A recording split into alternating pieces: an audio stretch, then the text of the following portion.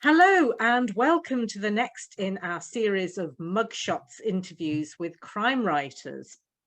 And today I am joined by John Dean, who is the writer of many books, all obviously in the crime genre, quite a few police procedurals with his detectives that he's created. Welcome, John, to Mugshots. It's lovely to see you. Thank you for the opportunity. No, it's great. Now, John isn't just a crime writer. He has written lots and lots of books, so he's got a great deal of experience, and he also runs writing weekends for you in Dumfries and Galloway, isn't it, John? We do, yes. We live halfway up a hillside in Dumfries and Galloway. And what we found is that writers, because life's so hectic and chaotic, and even with pandemic, people struggle to find time to stop. So what we do is we give them good food as well. It's good catering by my wife and daughter. But what we give them is the chance just to stand and look at the scenery, take time out, and it's a structured course as well. But a key part of it is giving writers chance just to be inspired, really. Yeah, and let the ideas come to them, really. And the landscape around here is pretty inspiring, and hills and mountains and all sorts. So it seems to work. Excellent. And you've got two of those coming up, haven't you, this summer? One in July 17th and 18th. Yeah. And then August the 21st and 22nd. That's right. Yes. Yeah. That's fantastic. I mean, I have to say it is all COVID dependent, but by then it's looking like Scotland will be fully open, or certainly fairly close to it. And because of where we are, we can do social distancing, no problem. And we've got lots of garden to play with, so people can go and sit in corners of the garden if they want. As long as the weather's nice, yes. Well, yes, I can't guarantee that. Dumfries and Galloway, you must be joking. Yeah, absolutely. The reason I mention those writer weekends that you do is that I wanted people to understand, because we're going to be talking about reviews and a little bit about marketing as well. And I wanted people to know that you have such a vast experience that you can pass on to people. So please do tell me, first of all, about the books that you've written. Well, I've just had number 21 out, 20, sorry, working on the 21st at the moment. And they are crime procedurals. In my day job, I took semi-retirement about a year ago. I was a journalist, and I did a lot of crime reporting, as you know from our time together on Northern Echo. And it gave me a wealth of ideas and characters, and I was just inspired by.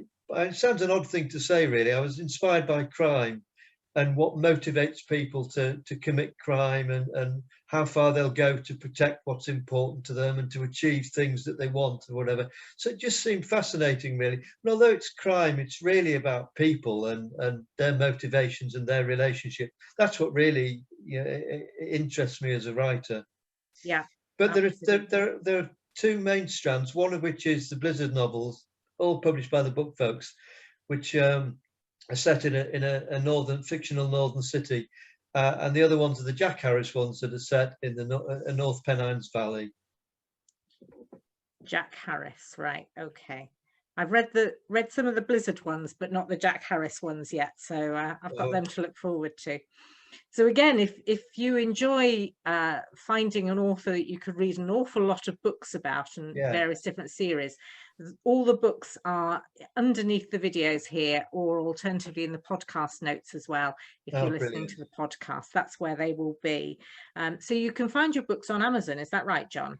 Yes, I mean we'll talk in a few minutes about reviews, but Amazon, and if we've got time, you may want to come back to Amazon, because I know that in many ways it's a controversial issue, but Amazon has revolutionized the book selling world and the publishing world, and certainly Book Folks, who who publish my books sell them through Amazon on ebooks and paperbacks and promote them on other sites. But when we come to reviews, we'll talk about that. Right. So your books are available as physical books and as ebooks as well. Yeah, and also we have a deal with an audio book publisher, and a number of them are available as audios as well. Right. Okay. So when did you first start writing these crime fiction books then? I've written ever since I was as long as I've been able to hold a pencil. I was very lucky in that I had a teacher, Judith Kent, when I was at primary school, and one at comprehensive, Tom Cowley, who inspired me to write. I came from a family where my dad was a librarian and mum was a writer. So I've always written, really. And it only took me 35 years to get success. I had so many rejections, like all writers, moan about rejections. I had dozens and dozens and hundreds. And finally, 2004, I finally got one published, really. So, but I've always written, and the crime novel, The First Blizzard, was written years before it was published, and I'd kind of given up on it, really. And then there was a thing in the UK Press Gazette, which is the trade magazine for journalists, saying that a journalist in Birmingham had secured a deal with Robert Hale, the publisher. So I thought I'll send one to this. All writers have got novels lying around, so I had one literally under the bed gathering dust. Sent it off to Hale. Said if it doesn't come back, if it comes back rejected, I'll give up. Because I had, business to run, life to kids and all that kind of stuff. And it stayed out, and the rest is a minor bit of history. Excellent. So you were on the verge of giving up then before? I probably don't think I would have. No. I think once a writer, always a writer. But certainly pretty disillusioned, and life was crowding in, and there were 1,000 other things to do, really. So, but yeah, and then Hale published a number, and then Hale unfortunately went under, and Book Folks picked me up. Right. And you've been with the Book Folks since? About 4 or 5 years now, I think. Right. Okay. Fab. So why Police Procedurals then? Why did you go with that? It was mainly because as a journalist, I had lots of experience of the police world. And I've kind of tried to keep my knowledge going as well, even though I'm not working as a journalist anymore, really. But I know police officers and people who've got experience, and and then one or two of them have told me that actually the relationships that I draw between various officers and villains comes over as fairly realistic, really. So it seems to work. Right. Okay. So we decided that as the topic of this particular interview, we would look at reviews, because I should imagine that reviews are pretty important if you're on Amazon to get other people to buy your books. So tell me about reviews. How do you go about getting them? Well, I think you need, first of all, I'll make it brief, a brief history lesson, because when we talk about marketing later on, it's the same story in a sense. If you went back even 5-10 years, the book industry was very different. The industry was dominated by a number of small, very big companies, small number of them. Well-known imprints were being snapped up by much bigger companies, and that meant that the chances of getting published was fairly limited, which is why self-publishing became so popular. And what happened is Amazon came on board, and I say you could talk forever about the wheres and wherefores of Amazon, but it revolutionized the industry. And the reason it revolutionized the industry is that it meant that little publishing companies that might never have existed because they couldn't afford to spend £20,000 printing thousands of books to sit in a warehouse suddenly could afford to do it. So that revolutionized the industry. If you go back 5 or 10 years at the same time, if you wanted a review, you either got it from your local newspaper, a national newspaper, if you were very, very, very lucky, and most of us weren't, or one or two specialist sites like Shots magazine, which is brilliant, a superb site. But if you wanted a review, you basically didn't get them. And what Amazon did was it created, obviously, the product review. Now, I know there's a lot of controversy surrounding product reviews, but for books, they're absolutely crucial.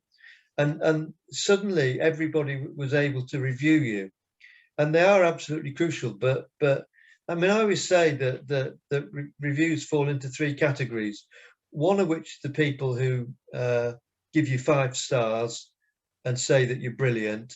And they are people of great depths of wisdom and sagacity, obviously. But joking aside, there are those who are abusive and you ignore them. And I've been very fortunate, very few abusive reviews, but I did get one that said, if this book was free, I wouldn't buy it. But the ones that I take notice of are the people who maybe don't give you 5 stars, maybe give you 4 stars, maybe give you 3 stars, but explain why and are constructive about it. So they say, I would have given you 4 stars, 5 stars, but this element of your writing really irritates me. Or there are continuity errors which irritate me. And I think writers need to take notice of that, because if readers are genuinely irritated by things, it's not to say that you'll address it, it's not to say they're right, but I think it's important if readers are prepared to spend time telling you what they don't like about your writing, then I think you can learn from it. And I always think that whether you're selling 20, 30, 40 million books or whether you're selling one, I think, you know, you should listen to your readers really, and if they're being sensible and making good suggestions, why wouldn't you learn from them? Absolutely. Yes. And as an example, in the early days of my writing career, there's a big debate about show and tell, which isn't something from primary school, children bringing in frogs' legs and all that kind of stuff. It basically goes like this. If your character, you can either have your character telling the story, so your character stands having a cup of tea at the window and thinks back on the events of the day, which is telling, or you show them, you put them in the middle of the action, forget the cup of tea, forget standing at the window, you go with the character into the middle of the action. And I got a review from a really well-known crime writer on a really well-known website. And he said, I don't like these books. And the reason I don't like these books is he tells and he doesn't show. I have too many times the characters telling the stories. And I sat down and thought, he did this in 2 reviews. And I thought, yeah, he's right. There isn't the drama. You're not plunging the reader into it. You know, it's just the character telling. Now, I know some writers love to do tell, and that's fine. I like to do show, drop them into the middle of the action. And all that came from a review. And from that moment, I felt my stories jumped off the page much more. That's really interesting, Yeah. isn't it? But that is essential if you're self-published, I would have thought. Would you not get that sort of feedback from an editor if you're being published by a traditional publishing house? Yes, yeah, you would, and book folks are brilliant at offering feedback and directing, but not all publishers do it. Right. And it certainly hadn't been picked up by my first publisher. Now, it might be that the first publisher was perfectly happy, that was the way the book should be. I just felt as a writer, I have learnt something, and I've learnt it from a reviewer. And I know I've since found out he writes under a pseudonym. I've since found out who he is, and he sells vast quantities of books. And I thought, you know, yeah, I mean, you know, other readers might have read it, that review, and said, don't agree. You know, don't think that's the way to go. I just happen to think that review taught me something. Yeah, that's great. Do you have to have a fairly thick skin though to read your reviews? Yeah, I don't think I would be able to read them. No, I think you do need to have a thick skin, and I think the way to do it is it's not personal. Mm. If you're with a publisher will come back and say sometimes, don't think this works, or don't like that, or we want to change that. Now, the book folks are brilliant because they'll say that to me occasionally, and sometimes I'll say, yeah, you're right. Sometimes I'll fight my corner. And if you fight your corner and they think, yeah, the writer thinks that that's important enough, then you can find a compromise, really. But I think you do need a thick skin. It's not personal. People aren't having a go at you personally. It's just getting the words right. And you and I know from newspapers that you needed a thick skin. But it was all about getting the story right. It wasn't personal. At the end of the day, you'd still go for a pint, but it was about getting the story right and the words right. And I think you do need a thick skin. And there are some horrible reviews out there, people who just review to be abusive, really. But I just ignore them.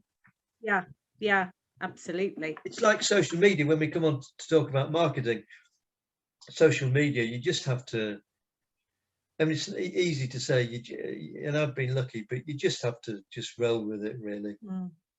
Does Amazon give you the opportunity to respond to reviews? I believe it does. I think you can respond to product review, but from my point of view, although I think there's a dialogue to be had between writers and readers, and that's really important, I never respond to reviews. No. If I get a bad review, then I get a bad review. You can't please all the people all the time. If I was getting 100 reviews and they were all 1 star, then obviously there'd be an issue. But I mean, I'm fortunate, touch wood, fortunate that I get mainly positive reviews, really. Yeah.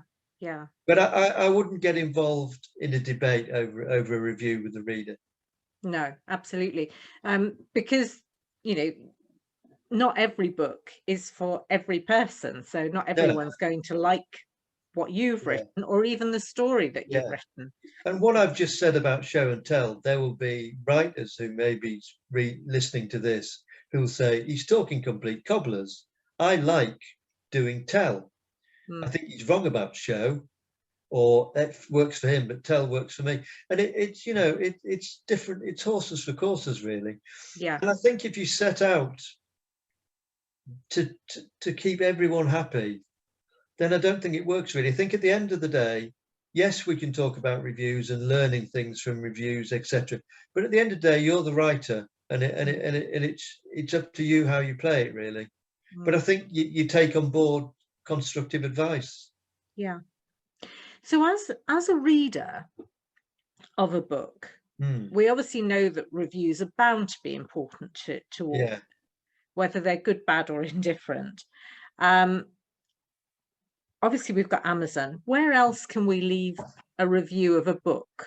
Yeah, and that's one of the things that has changed. I talked about Amazon and the way it changed the publishing marketplace and allowed little publishing companies to suddenly, and book folks who I'm with, tiny company at the beginning, as all companies are, growing rapidly, Joffe Books and all those kind of companies.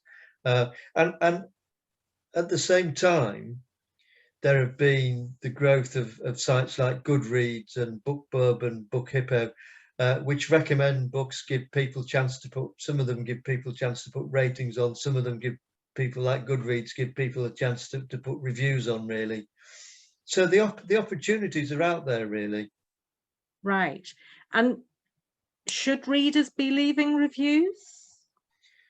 I've always thought it's up to, I mean, I always think it's, yes, obviously, because if I've got a book that says 5 stars, then hopefully people are going to say, oh, that's good. I'll go and buy that. Interestingly, as well, if you get all 1 stars, I suspect some people would buy the book just to find out if it really is that bad. Yes. But no, I think it is absolutely crucial, because if reviewers are important. If people have taken the time to spend hard-earned money on your book, then they have a right to make a comment, really. Now, if they make it in a way that you don't like, then so be it, really. Yes, I tend to leave reviews on books that I have loved and really enjoyed, because I want other people to have the opportunity to read them and to know that they're really, really good and they shouldn't miss out on these. So, I mean, you're absolutely right. If Bud Craig is a good example, a good friend of mine, very, very, very kind to me in the film you made with him a couple of weeks ago. And he writes crime novels with the book folks. I review Bud, not because he's a friend, but because I like his books. Now, if I hated a writer's book, I wouldn't put a review on just for the sake of saying this is rubbish. But if I love a book, you're absolutely right. I will put a review on to say, I really like this.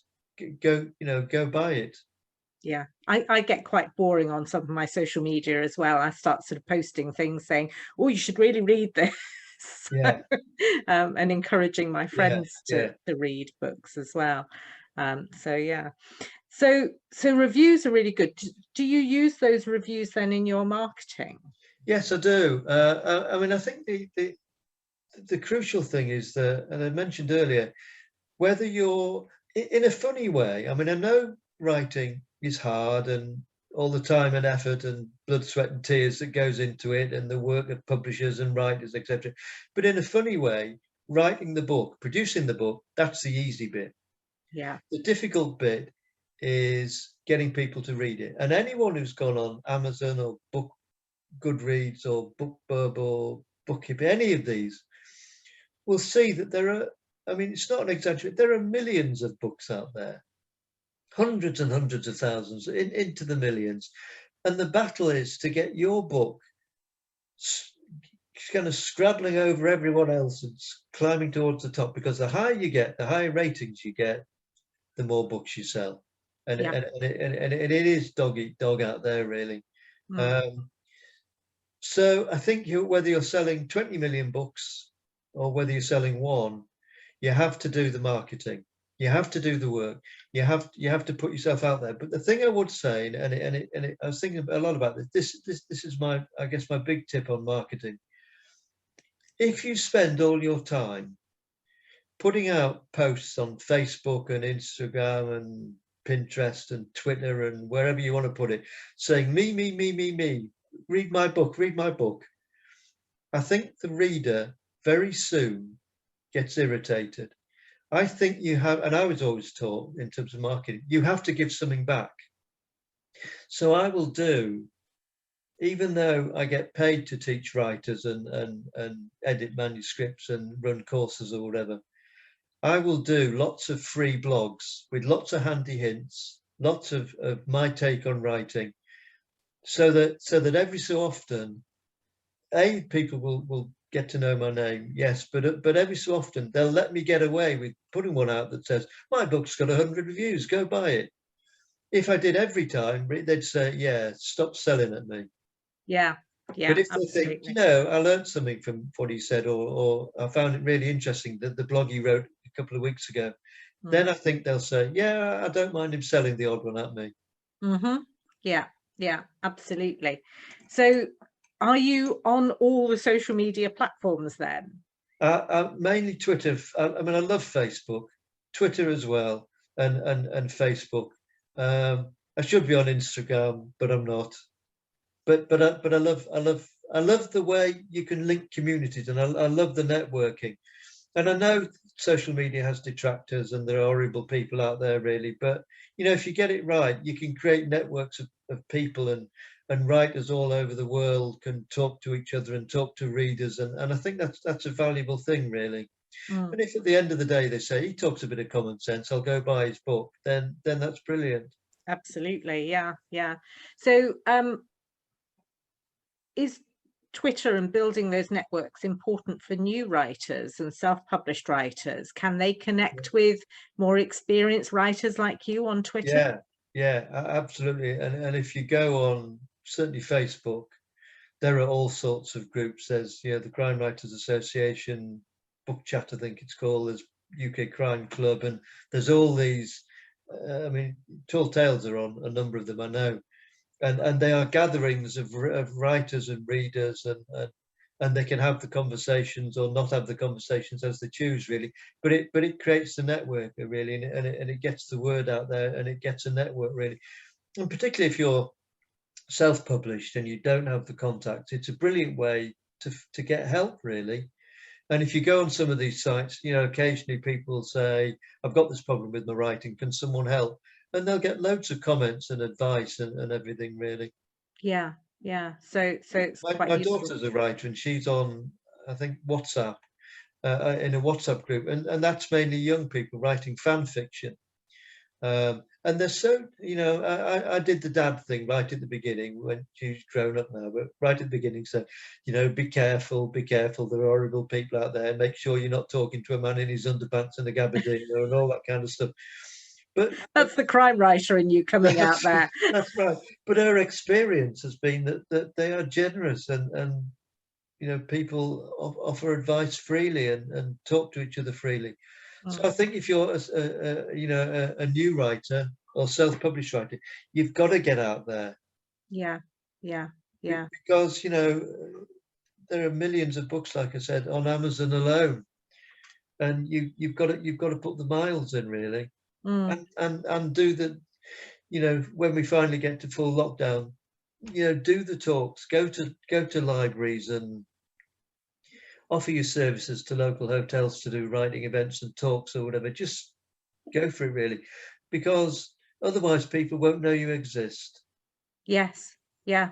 And I guess, I mean, obviously you are traditionally published, so Yeah, you've got some sort of marketing going on behind the scenes from your publishers, yeah, but you're still having to do, well, probably wanting to do some as yeah. well in order to push your books as well. Yeah, and it's fun as well, really. It's fun, and particularly during pandemic, it's been, I mean, so many people, it's been a lifesaver. I mean, we live on a hillside, so we don't necessarily see a lot of people anyway, but we've seen no one Yeah, really, other than the odd delivery person and the postman and whatever. So being able, and I'm part of although I live in Scotland, I'm part of a writing group in Darlington that meets regularly, and they went on to Zoom when their venue was closed. Uh, and that's kept them all together, and we've talked to each other and worked on projects and all that kind of stuff, really. And we're social creatures, really, and I think it's important that we keep going. Interestingly, talking about the lockdowns and what have you, have you over this last year seen book sales going up and reviews going up because people have got more time to read and review? Or Yes, it's definitely happened. Certainly with ebooks, paperbacks as well, I guess. But yeah, people have filled their time with books yeah, and reading, and I take my hat off. I'm an absolute awe of on some of these groups, the number of books that crime fans buy. It's absolutely phenomenal, and I doff my cap to them, really. But it was how they got through. In lockdowns they couldn't do anything, so reading was a savior, really. Absolutely. So obviously you help people to write Yeah, and get published because you do edit manuscripts, don't you? we do. Yes, yeah, And you give advice and what have you. yes, and we do manuscript assessments and whatever. I do stuff for the Crime Writers Association, stuff for agencies, and I work with my daughter on book editing and that kind of stuff. Right. But also a lot of stuff just for free, really, just to help writers.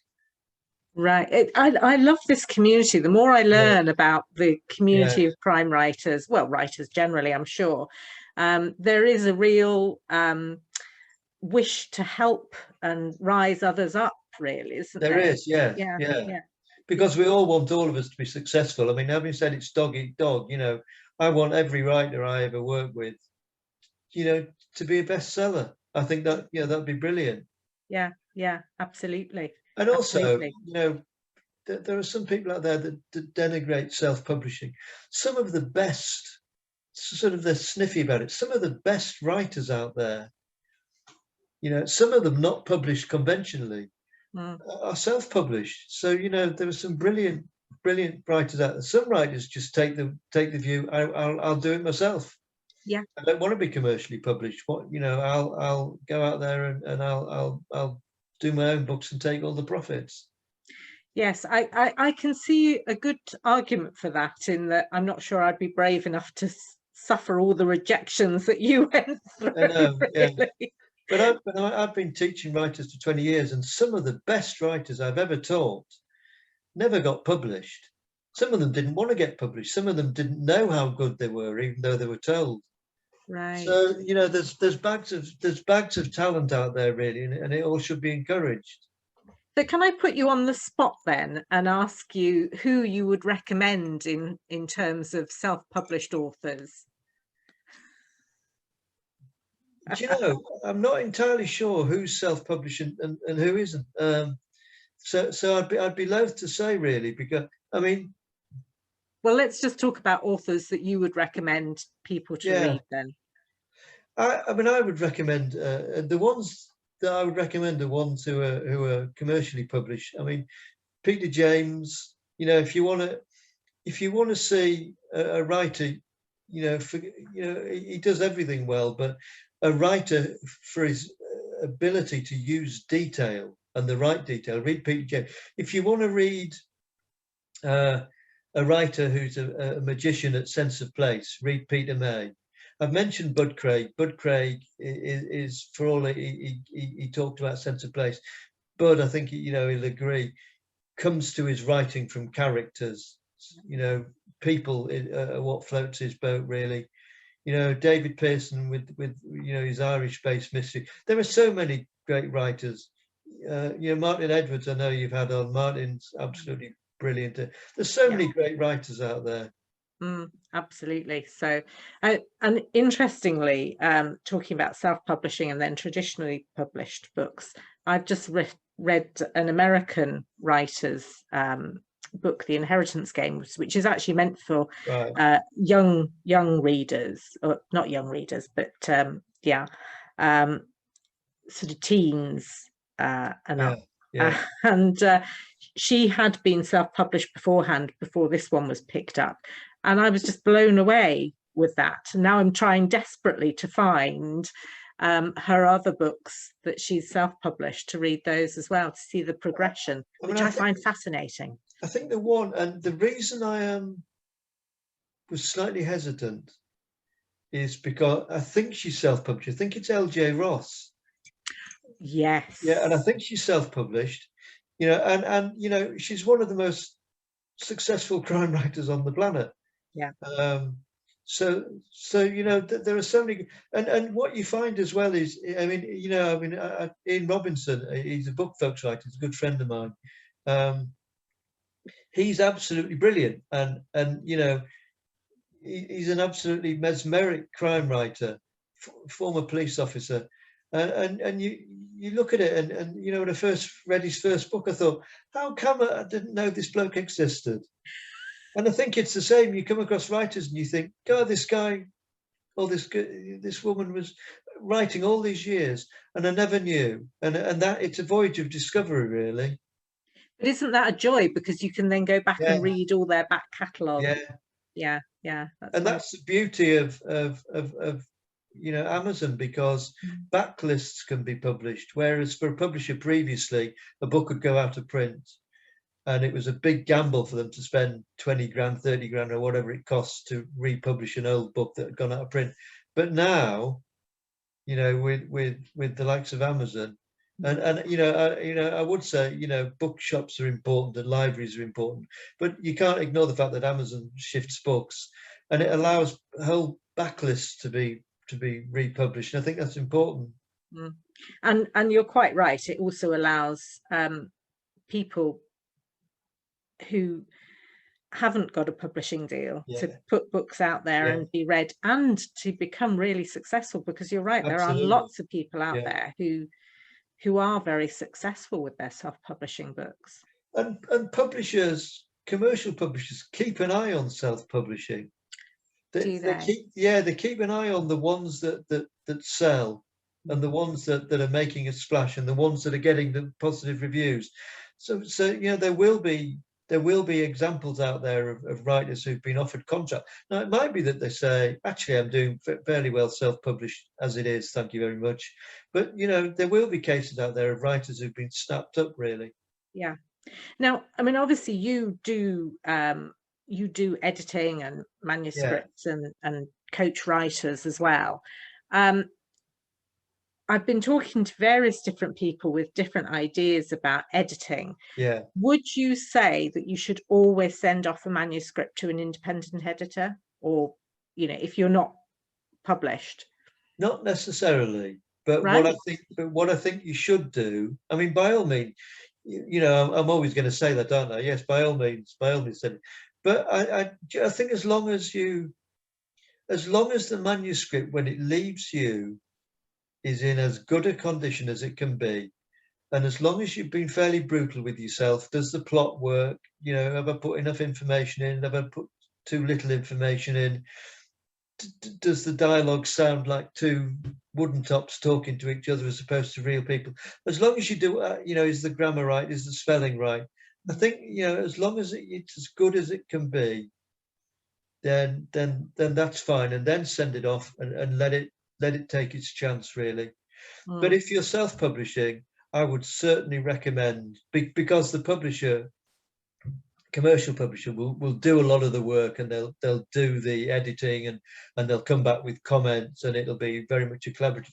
If you're self-publishing and the next stage is book published, definitely send it off to a company that does editing, if only to make sure that the grammar and the spelling's right.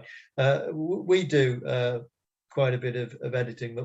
My daughter does bits and bobs of editing, and she's absolutely forensic, because things like, you'd be amazed how many characters change their name halfway through. Yes, I've heard people tell me that's Oh, I've done happens. that. My first novel that ever came out, they asked me, this is donkey's years, I was asked to write the blurb, and I put the wrong name of the villain in. For Oh, goodness sake, I'd lived with him for 3 years. and did that actually get published? Yeah. Oh. Only on every edition. So yeah, I do think that it's important to go through that process, because nothing will irritate a reader more. I talked about, plots and all that kind of stuff. Nothing irritates a reader more than spelling mistakes. Yeah. And you and I know from when we worked at newspapers, very often the complaints you got weren't to do with stories or accuracy. They were to do with bad grammar or bad spelling, really. So I think you've got to get it right. Yeah. If that means sending it to a commercial company that'll spend 300 or 400 quid just editing your book, then do it. Yeah. Yeah. But yeah, certainly if you want to send it, I think the crucial thing is you're sending it to a commercial publisher. Commercial publishers want to see a manuscript that is as clean as possible. They want to look at it and say, there is something for me to do here, but not 5,000 changes. They don't want to read page 1 and have 18 spelling mistakes, because they'll think, yeah, I'm not even going to read this, because there's going to be, thousands of spelling mistakes out there. Yeah.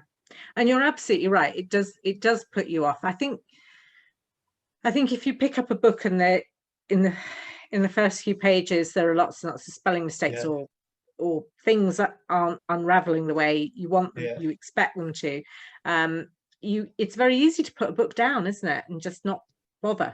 Yeah, absolutely. And particularly if you're buying an ebook, if you've bought a paperback and it's $6.99, the odds are, even if you don't like it, the odds are you're going to battle on, because you spent £7 on that, and you're thinking, I'm going to get my money's worth, grit my teeth, I'm going to get to the end of this blessed book, whether if it kills me. But if you've spent 99 pence on an ebook, and your Kindle is carrying 150, 200 ebooks, and you're irritated by the opening page, you're going to think 99 pence, it's not even a burger. I'll read the next one. And what's more, I will never read this writer again. And that is the death knell. And it's such a shame, isn't it, when they put so much effort into creating that story. So going to an independent editor and asking for help. Some people just have rubbish spelling. It's just one of those things, so it's. No, we all make mistakes. I mean, I'm always missing an E or an N on the typewriter, so it's very easy to do, isn't it? Yeah. Yeah, absolutely. And writers, it sounds stupid. Writers forget. We should write things down, but they forget how old the main character is, and whether they said, in book 3 that he was celebrating his 50th birthday, and in book 5 he was 48.